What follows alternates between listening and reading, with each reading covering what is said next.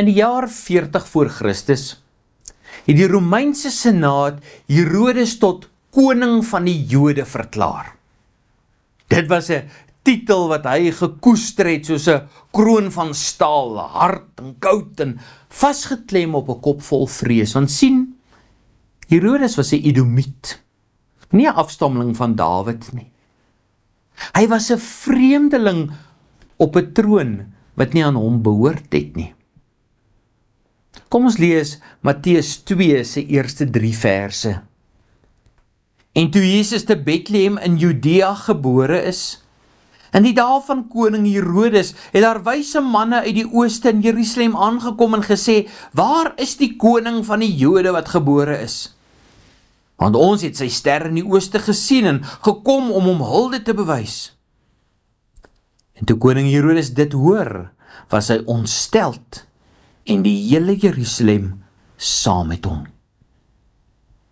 En toe die wyse manne uit die ooste kom en sê, hulle soek die pasgebore koning van die Jode, het Herodes se wêreld geskud. Die kroon het gewig gekry en die troon het begin bewe. Sien, Herodes is die verpersoonliking van menslike mag wat teen God se soewereiniteit bots. Hy is 'n beeld van elke tiran wat dink dat hy die plan van God kan stuit. Daarteenoor is die skrif baie duidelik. Ons lees byvoorbeeld in Daniël 2 vers 21 van die Here dat hy tog verander die tye en die geleenthede, hy sit konings af en stel konings aan. Herodes was net 'n instrument vir 'n tyd. En toe sy rol klaar was, het hy van die verhoog verdwyn. Die ware koning uit die stam van Dawid, wat hy gevrees het egter nie verdwyn nie. Want anders as Herodes, heers hy vir ewig. Hy is die koning van die konings. In die geloofsbelijdenis van Nicea bely ons dat Christus weer sal kom met heerlikheid om te oordeel die lewende en die dode, wie se ryk geen einde sal hê nie. En dis die groot ironie van die evangelie.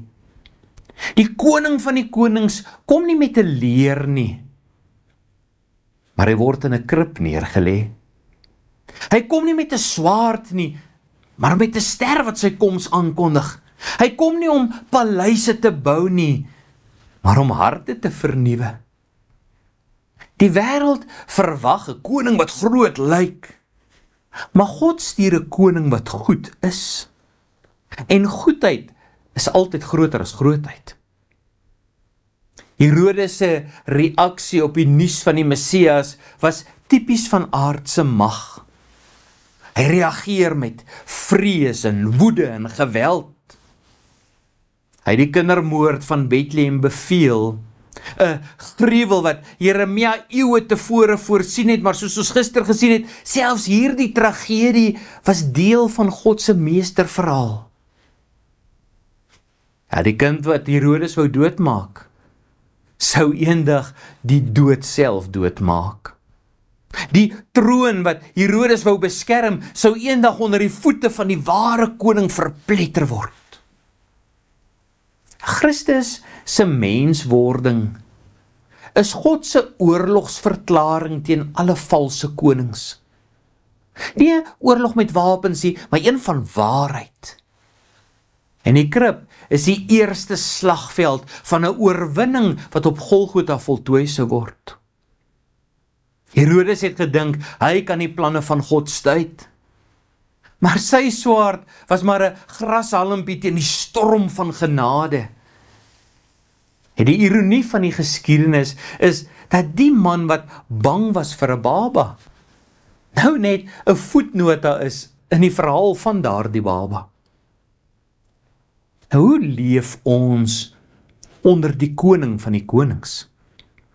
Eerstens met dankbaarheid, want sy las is lig en sy juk is sag. En tweedens leef ons vol hoop. Geen tiran kan die heerskappy van Christus stuit nie. En derdens leef ons aanbiddend. Buig jou knie voor die kind in die krib. Moenie jou hoop op aardse heersers of organisasies plaas nie. Plaas dit op die koning wat regeer van ewigheid tot ewigheid. Herodes is weg. Christus regeer. En hy sal weer kom en elke knie sal voor hom buig. Advent roep ons op om te onthou, die troon van Herodes was tydelik, maar die troon van Christus is ewig. Herodes was toe nie so groot nie. Kom ons bid saam. Here, U is ons koning. U regeer met mag.